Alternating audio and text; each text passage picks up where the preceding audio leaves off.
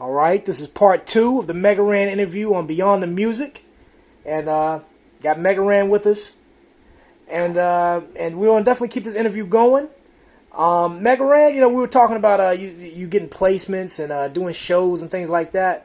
Let me ask you this: do you also you charge for features, right? Yes, I do. Okay. Yeah, that's always negotiable. That's something that anybody could contact me at BookMegaRan@gmail, and we could chat with that. Okay. It's just a matter of me getting my time organized, and so unfortunately, time is money, and so I wish I could do everything for free, and I did for a long time, but then I realized that I had to organize, and prioritize, from paid jobs to unpaid jobs. Oh yeah. Things like that. And then I realized when I started contacting people for features, they weren't free. They weren't doing stuff on the love. And now that I'm a full-time artist, I have to consider that. So unfortunately, time is money. And, studio time costs, stuff like that. So, but yeah, and, anybody could always hit me up at BookMegaRan@gmail. It goes right to my phone, and I'm able to check it all out. Oh, okay. So basically, if you did just do a feature for someone or just collaborate, would you do it like you would pretty much have to? It had to be something where you're going to benefit from, right? Not one of these. Oh well, I like your stuff. You keep it business. But let me ask you, like, if somebody, like, if you knew that it was a way, like, if I did a record with this person, we can exchange fans, kind of thing. Would you do it? Yeah, absolutely. It's got to be either mutual benefit or some sort of benefit. I've worked with artists, who were just starting. I've worked with artists who've been pretty big. Like, and I never like to boast or anything, but usually if somebody is contacting someone for a feature, it's because they want to benefit. They know that person, they know what they've accomplished, and they want a little piece of that, which is cool. And I'm always willing to share. But they have to realize that I'm not just going to jump on the track with anybody. I have to like the beat. I have to like the person. I have to like the music. So it's one of those things where I wouldn't just jump on something just because they paid me. I feel like it's got to be some sort of a mutual respect there. Yeah. I wouldn't want to do something that I don't respect and wouldn't want to stand by. Wouldn't want to tweet it and retweet it when it comes out. Things like that. I consider. I know a lot of artists I know, even major artists, will work with whoever as long as the money's right, and then they distance themselves from the project when it's all done. Yeah. So you get no promotional help from them, so they wasted your money. Oh yeah. In essence, Oh yeah. So I try to not do that. I would never do that. It's something that I'm not proud of. So gotta make sure it's something that I'm willing to stand by. Okay, definitely. Because I strongly, urge for you and MCBEE-X to, get something popping. Just like even one. I would love to. Oh yeah. I want to talk to him about it because I feel like it is something that could be mutually beneficial. So I'm gonna work on it. Definitely. Now, have you? Okay. I know you've been to Japan, but have you been to Europe? Yes. Earlier this year, I did a 2-week European tour, mostly the UK. I took a day off and went to Paris, and that was fun. But for the most part, it was in the UK. It was actually one of my most successful tours. It was the second time I've been to the UK, but I booked it all myself this time, and I didn't lose any money. So that was the best part, and it really made me feel a sense of pride. Like, wow, I'm really doing this because I went before, but I did, we did a Kickstarter to raise funds, and it still was tough to afford it. But this time, just due to diligence of myself and just knowing what I was worth and asking these people for prices that I thought were fair, a lot of them were cool with it, and they were willing to pay enough that would offset the cost of going. So I'm really proud of the way the last European tour went. And yeah, I had a blast. I can't wait to go back. Oh yeah, definitely. So like I said, when I make that MCBEE-X connection happen, hey, I know when you go back to Europe, shoot, you can get even more fans, working with him, Oh yeah, we got to get to Germany. He's from Germany, right? Yeah. I haven't been there, so. Oh yeah. Yeah. So let me ask you, so because I hear because a lot of underground and independent artists, especially hip hop, they love going over there to Europe because they just love that boom bap hip hop. So let me ask you: is it easier to? I mean, because I know the traveling might actually be the only kind of that's not even an obstacle, but I'm just saying, just getting there is probably the only thing you probably have to even think about because are the promoters? Cause I gotta get my question right. You're like, okay, where you going with this? Probably what you're thinking. Are the promoters in Europe? Are they more like? Oh yeah, I'm willing to do this. Are they more? I don't want to say generous, but are like the promoters in the U.S. Who's tougher? Who's tougher to work with? Like over there in Europe, over here in the United? It's weird. I think that is a good question though. U.S. promoters are tough. It's tough to get a dollar out of a U.S. promoter. But at least a European promoter understands that you're traveling thousands of miles to get there, so they'll take care of you a little more. Yeah. We didn't stay in like fallen hotels. You know, we're still independent and low budget. So a lot of the promoters offered their homes, you know, for or the ones that did get us hotels, they got us really nice ones because they understood that, you know, we were in a tough position being out there. So I would say, just because of that, you know, we got better treatment. I feel like knowing your worth, you know, and a promoter can't screw you unless you let them, you know. Mm-hmm. And so that's the kind of thing where if you realize your worth, you don't do a show where they say, I'll see what happens. I'll see if I can pay you at the end of the night. No, just don't do that. Yeah. You know, that's not where you want to be. Mm-hmm. You know, so it's not about even being like elitist. It's about knowing your worth and sticking to your guns. Yeah. You won't get disappointed at the end of the night when you're dealing with people who, see. So you get contracts and you work professionally. So, but overall, I would say it's easier to get what you want. But I've only done it just one time. So in the UK or overseas in general, it is a little easier, but it's only because they understand where you're coming from. You're coming from far away. Oh yeah. Yeah. Oh yeah, and like I said, I had you at Jeff's Bucket Shop here in Charlotte, North Carolina, back in I think '06 or I think it was '06. Wow. Yeah, '06. My first record that just came out, man. Wow, that was so long ago. Yeah. That was like a lifetime ago, considering how different everything is. It's crazy. Exactly, and I when I had you, man, like, cause me and G, you know, the guy you're working with at the time, with RAHM Nation, you know, we kind of worked out our own little deal, and it was like, man, like when I saw you perform and how you was moving the crowd and asking the questions and things like that, no disrespect to the other artists, everybody was great. But I knew you were going to be way bigger than you did become way bigger, you know, than what you were at that time. You saw the vision early. Yeah, I was kind of kicking myself because I was like, I wanted to that night, I wanted to just really network, build with you and say, like, yo, let's do something, let's do this, let's do that. But I didn't. I ended up doing other things with other artists, and it got me kind of nowhere. I mean, well, I'm not saying it got me nowhere. It got me places, but you know, it's all experience points. That's the way I look at it. You know, everything's experience points.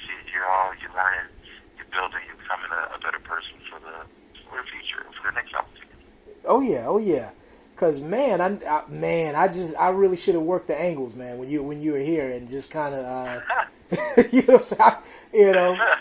really, but I was actually going to form that into a question. I'll be back down there. We can build something.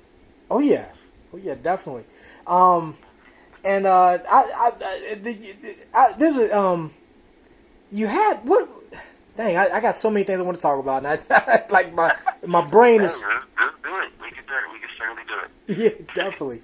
Let me ask you, what has been one of your worst experiences with a promoter, and how did you bounce back from that? And I'm talking about MegaRan, not random when you were on the come up and you were still a teacher and stuff like that. I'm talking about when you as MegaRan. Well, I've had, and I don't want to call the guy out because he still contacts me about doing stuff, but I'll never work with him again. And we were on tour.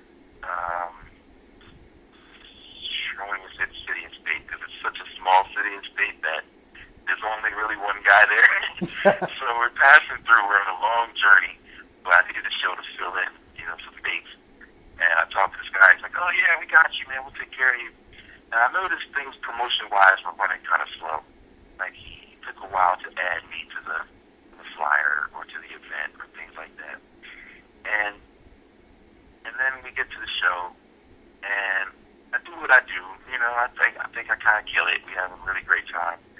But at the end of the night, the promoter comes to me like completely drunk, and he's just like, "Oh man, I'm so sorry. I don't have anything for you, man. I'm like, "Well, we just drove like 9 hours. Like, be serious?" And he's like, "Yeah, man. I don't know. Maybe they didn't count the money right. I don't know." And he's just completely wasted. Wow. And it was by far the worst experience because I had two guys with me. So I had my DJ K-Murdock and a friend who was helping with merch. And merch went okay, but I never like to bring a lot of people out because the worst part is when you can't pay them or you can't assist them with their expenses. But this time I did. I had two guys with me, and I'm like, I got to go back to them.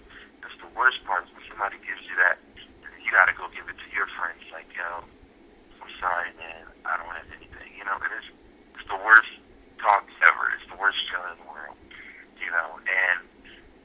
And I have friends who they're like, "Why don't you tell them something like, 'Don't you know who I am?' or something like that." I'm like, "Come on, man. I'm nobody in the grand scheme of things. Like I'm another underground rapper trying to come up, in their eyes."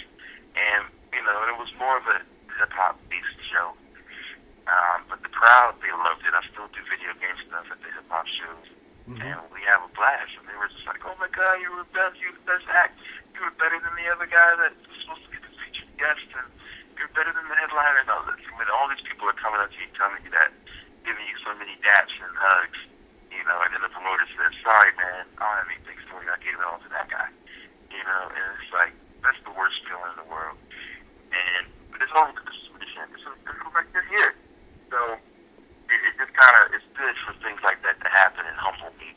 And then 2 months later, I'm playing to a packed out room in Wales somewhere, where everybody's going nuts, So it's just weird to see the juxtaposition, but it also keeps you grounded because as a hip hop artist, you never know whether you're going to get that show or the Wales experience, or the Japan experience, where people are just going nuts and clapping the whole time and rocking out and sweating and just loving it, So that was just this year. I mean, and so I had plenty more shows like that where it just went really badly, where just bad promotion leads to people at a show, people, I've had that happen even in your town, So yeah. I've been to places and I've seen things that haven't gone exactly like I would have wanted, where people would be like, "Yo, we're gonna pack it out, we're gonna do great." And then the night they're like, "I don't know what happened, man. Sorry, but here's $6." And so it's rough, man. And then that point, that situation, and I kind of hope that guy's listening, but I won't say his name either. But are you talking now? Where he was like, are you talking about the before you go any further? Are you talking about the Charlotte guy or? Yeah, the Charlotte guy. Oh, no. Like, it's the one. Yo, I don't I hope he's listening. But is the one I don't like or what? Probably, yeah. Okay.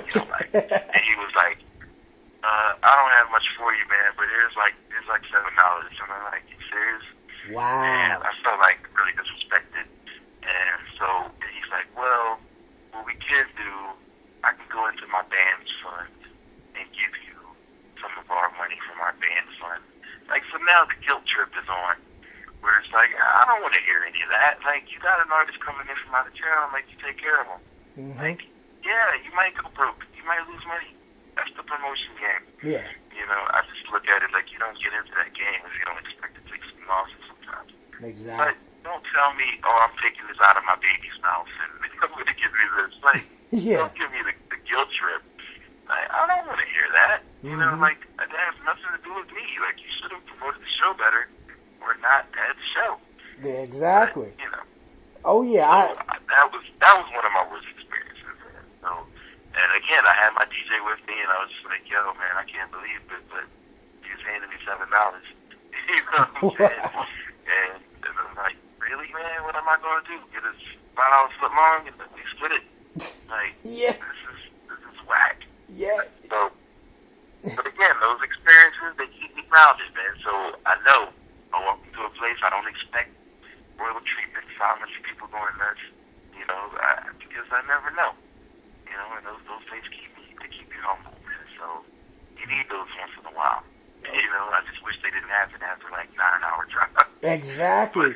So man, you're not that promoter that's in Charlotte that I know who you're talking about. I don't want to promote his name. I can't stand this guy, but you know, I just you're not working with him. I know you're not working with him anymore, are you? Moving forward. No, not on the show tip. Like that's, you know, you get one chance to really, really burn me, where it just, you know, and I don't give it any more after that usually.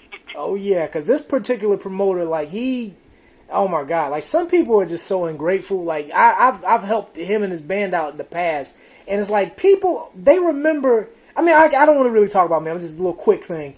They don't remember like all the good things you've done, or they just remember like one little mess up. Now, with your experience with this person, it's like you took more of a risk, you know. But oh yeah, so it's a serious risk. yeah. But you know, and I've done things for this promoter as well. So it's like I felt like this is something where we should feel like we want to help each other out. Yeah. But you know, things happen. Well, it makes me. I mean, I hate that happened to you, but it makes me feel good that you know who I'm. Like I like this guy's no good. You know what I'm saying? I wanna. Like I got the. I'm gonna. I don't want to get evil, but I just like I gotta throw sand on this dude. Like I gotta like I'm not done. Like I'm plotting a revenge. You know. Oh Yeah. my God. But moving on to more positive things, I want to get back into the video game thing. Now, Castlevania, like, what tracks on, like, what are you sampling? Because I know you're sampling, like, the very first, you got to be sampling, I haven't heard of the track yet. You're sampling the very We first. actually went to a particular Castlevania game, which was for the PlayStation, and it was called Castlevania Symphony of the Night. Ah, and yes. It's regarded as one of the more popular, it was like an unsung game. Yo, it's popular until way later, but it was an amazing game. I know it's like Super Metroid a little bit. The way Yep. Exactly, where you could choose your different paths, and there was more than one way to get through, you know, a lot of things, and a lot of doorways and secrets in the castle. And so we took the music from that. It was a PlayStation game. Normally my stuff is from 8-bit, you know, 16-bit Nintendo stuff. But this time, it's actually the second project I've done based on a PlayStation game. And there's like 3 PlayStation games I feel like that are among the greatest like experiences to me that have stuck with me. And I think Alf is on 2 of them. There's a third one, but I don't want to say what it is because when I say stuff, people do it. So, Oh, yeah. So I won't say what the third is. But the first one's Final Fantasy VII. The second one was Castlevania Symphony of the Night. And then there's another one that hopefully maybe a year or 2 from now I'll get into if I do it. But those 3 I think were the best experiences. And so I went back, we sampled some of the music. There's a female producer and MC out of New York named Sammus. Yo, I was about to bring her up, but go ahead. I was about to talk about her. Nice. Go ahead. Who did all the beats except like 2. She did all the beats and did an amazing job on it. She did 2 or 3 features on it, rapping as well. And I think she's super dope. She's got a new album out called Prime, and it's amazing. Yeah. Like, I highly suggest anybody go check it out. I call her my rap sister because we're very similar in that we produce and make beats. Both were teachers. We rap, we like games, we like rapping, we like boom bap as well as we like, you know, game stuff. Yeah. So, and she's a teacher, so Yeah. there's a lot of similarities to me, and so we just gelled on this, and it's well, not just really proud of it. So we just gelled. So she sent me some tracks, and I was like, yeah, let's do this.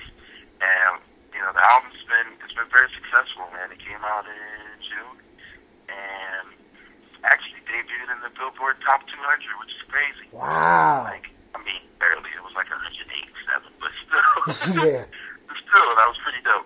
Like stuff like that, I've never really had happen. I never looked at it, so maybe I have had it happen, but I never really cared. But this time, I just happened to get a look at the SoundScan numbers, and I was like, oh wow, like this is really cool. Oh yeah. So to be able to say I had an album in the top 200, and for it to be about video games, is really dope. Like it's something that nobody would really expect. So I'm really happy with the way it came out. It's called the Nocturnal Cantata, and it's on iTunes, it's on my site as well. And I think it's really dope. Even if you're not into the game, it tells the whole story, so you learn the story. You know what I'm saying? So it's about a vampire kid who's like dealing with daddy issues. It sounds really crazy, but it's actually super entertaining, you know. And the music's dope and the raps are dope, and it's a little more heavy and serious than most of my stuff, but at least for the video game side, there's no humor in it. It's just the story from start to finish. Definitely. Yeah. Oh yeah, definitely send me the links. Have you ever heard of a guy? He's a beat maker / DJ named DJ Mega Blaster. You ever heard of him? That sounds so familiar. So I probably have heard of him. Yeah, he actually did an email blast with me like because I also sell email blasts and things.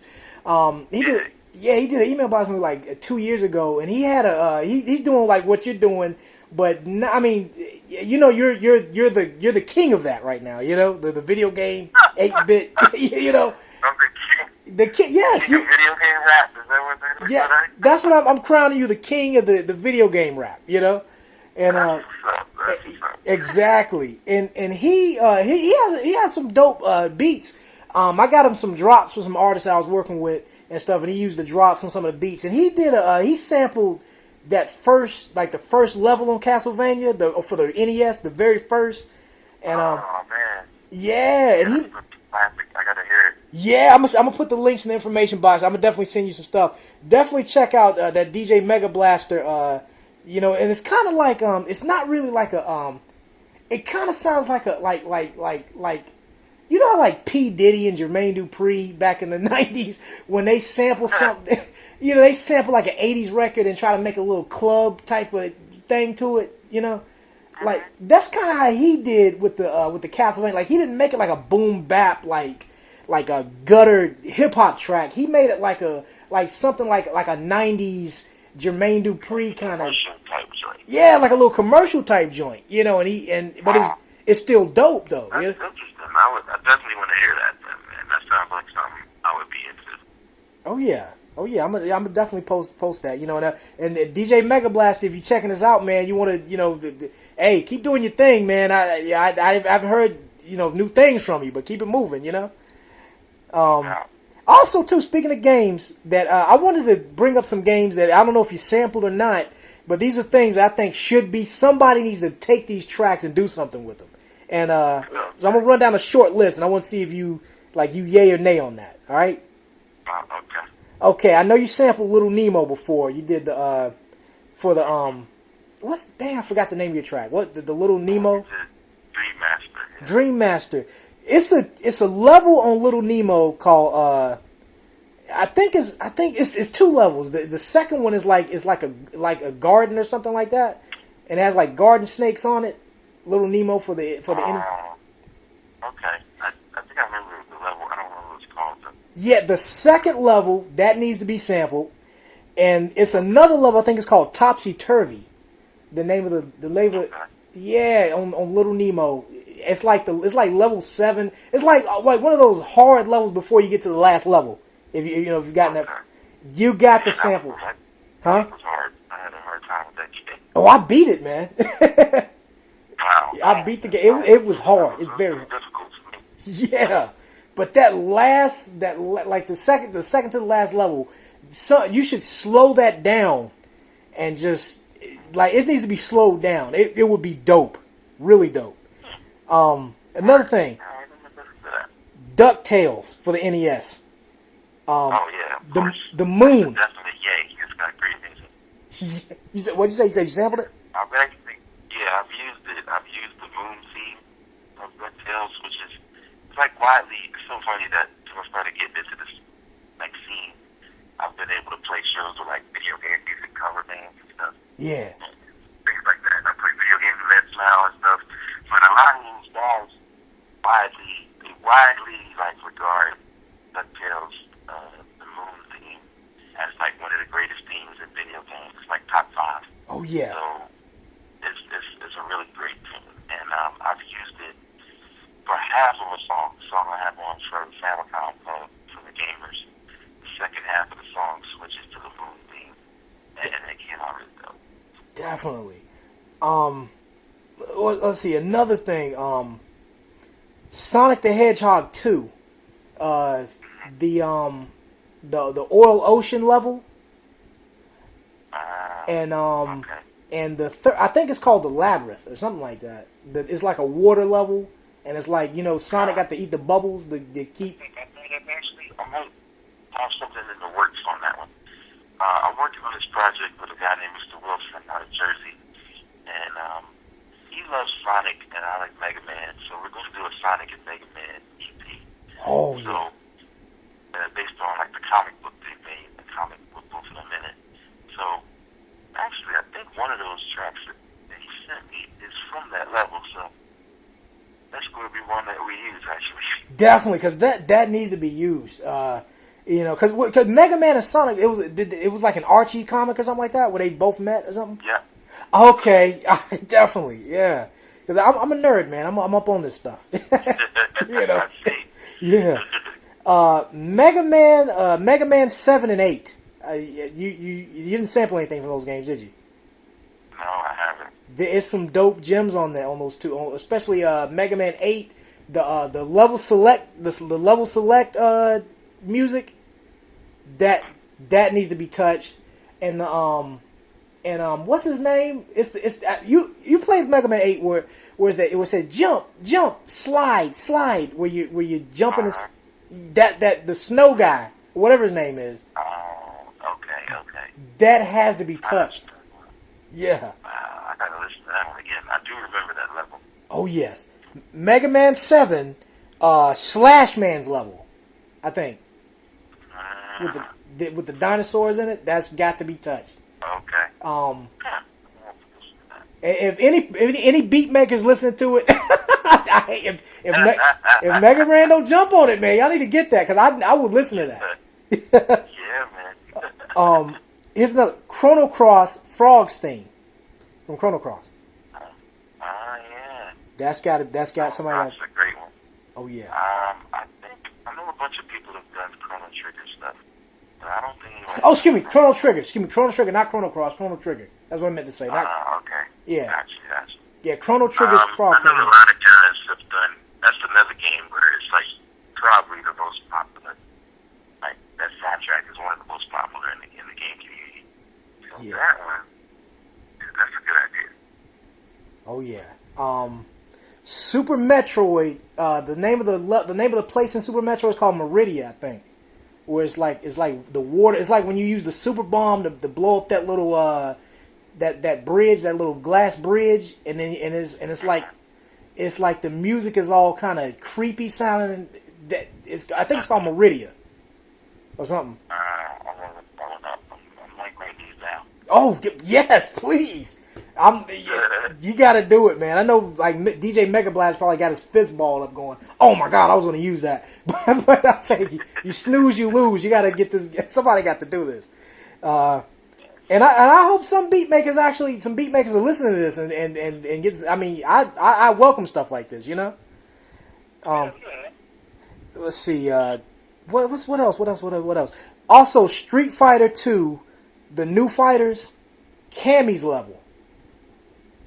Where y'all fighting on the bridge in the castle. Yeah. Yeah. Okay. But you gotta get the Sega Genesis version, not the Super Nintendo, not the other one, the Sega Genesis one. You know, Cammy, Tomahawk's level, that needs to be touched, and Blanca's level. The Blanca level, you gotta get the Super Nintendo for Blanca, get the Sega one for Cammy, and get the Super Nintendo for Blanca. That needs, yeah. I'm surprised nobody's gotten those, because that's. And here's my last one thing on the list: Streets of Rage 2. That was well, I'm trying to think of what particular levels. Well, pretty much Streets of Rage 2, pretty much the whole game should be sampled. Yeah, the whole game had great music. We did some stuff from Streets of Rage 1, but nothing from 2. Oh, oh yeah. All right, MegaRan, we're not finished. We're gonna go to part 3. I just gotta close the tape up for this because I'm all into this. you know. So hold tight and hold on.